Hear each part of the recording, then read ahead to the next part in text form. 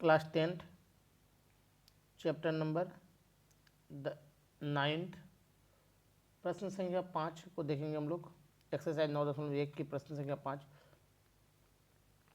आगे प्रश्न संख्या 5, भूमि से 60 मीटर की ऊंचाई पर एक पतंग उड़ रही है।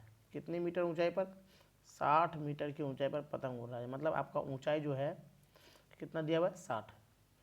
पतंग से जुड़ी हुई डोरी की अस्थायी रूप से भूमि पर स्थित बिंदु से बांधा गया है। मतलब देखिए, हम यहाँ फिगर ले लिए हैं, ये आपका फिगर हो गया। ऊंचाई जब भी होगा तो ऊंचाई कैसा होगा? आपका सीधा होगा ना। तो ये आपका जो ऊंचाई जो दिया हुआ है आपका 60 मीटर आपको दिया हुआ है कि नहीं। इसके बाद क्या बोल रहा है? भूमि के डोरी पर भूमि के 60 डोरी का झुकाव 60 डिग्री है। मतलब ये आपका हो गया डोरी। देखिए, कभी भी आप पतंग उड़ाते हैं तो पतंग कहाँ जाता है? टेढ़ापन जाता है कि नहीं। तो यहाँ से कोई पतंग उड़ाएगा तो बताइए, कोई भी अगर पतंग उड़ाएगा तो ऐसे सीधा ऊपर जाएगा? नहीं जाएगा ना, पतंग ऐसे भागेगा। तो ये आपका 60 डिग्री का कोण बनाता है। कितना डिग्री का? 60 डिग्री का। डोरी की कोई ढील नहीं है तो डोरी की लंबाई ज्ञात करें। मतलब आपको इस बार क्या ज्ञात करना है? ये वाला एंगल आपको ज्ञात करना है। क्या मान लेते हैं? A B C. तो इस बार आपको क्या ज्ञात करना है? जल्दी बताइए। ए सी ज्ञात करना है। क्या ज्ञात करना है? ए सी।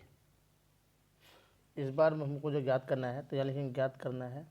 तो ज्ञात जो करना है तो आपको ज्ञात करना को हम थोड़ा सा इसको हटा देते हैं, लिखेंगे ज्ञात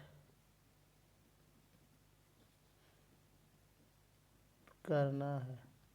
बताइए क्या ज्ञात करना है आपको? डोरी की लंबाई। डोरी की लंबाई अर्थात में हम लोग को AC, यही आपको ज्ञात करना है। तो चलिए त्रिभुज ABC में लिख लेते हैं हम लोग। त्रिभुज ABC में, इस त्रिभुज में क्या होगा तो बताइए हमको। तो इस त्रिभुज में हम लोग लिखेंगे, हमको एक कर्ण ज्ञात करना। तो BC, सॉरी लंब और कर्ण। तो लंब कर्ण किस में आता है? साइन में। तो लिखेंगे हम लोग साइन थीटा बराबर, क्या लिखेंगे? साइन थीटा बराबर लंब बटे कर्ण। तो यहाँ लिखेंगे हम लोग लंब बटे में हो जाएगा कर्ण। लंब क्या है मेरा? BC है। तो साइन 30 साइन 60 बराबर 60 डिग्री है ना। थीटा जो मेरे पास है 60 है। तो लिखेंगे साइन लंब है आपका BC बटे में है AC। साइन 60 का मान होता है वर्गमूल 3 बटे 2 बराबर BC कितना है? तो लिख लेंगे 60 बटे AC, है कि नहीं। क्रॉस मल्टीप्लाई गुना, तो वर्गमूल 3 AC बराबर 120। बताइए 60 गुना तो 120 होगा कि नहीं। तो AC बराबर मेरे पास हो जाएगा 120 बटे वर्गमूल का 3। तो चलिए हरों का परिमेयकरण कर लेते हैं। तो AC बराबर हम लोग क्या लिखेंगे? 120 बटे वर्गमूल 3 गुना में लिखेंगे वर्गमूल 3 बटे वर्गमूल 3।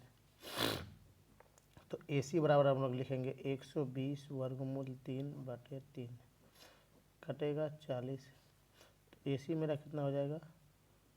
40 वर्गमूल 3 मीटर। ये हो जाएगा आपका आंसर, है कि नहीं। ये हो जाएगा आंसर। अगर आपको डोरी की लंबाई बोले तो डोरी की लंबाई क्या बोलेंगे? तो हम लोग लिखेंगे आंसर में से पतंग की डोरी की लंबाई 40 वर्गमूल 3 मीटर थी, है कि नहीं।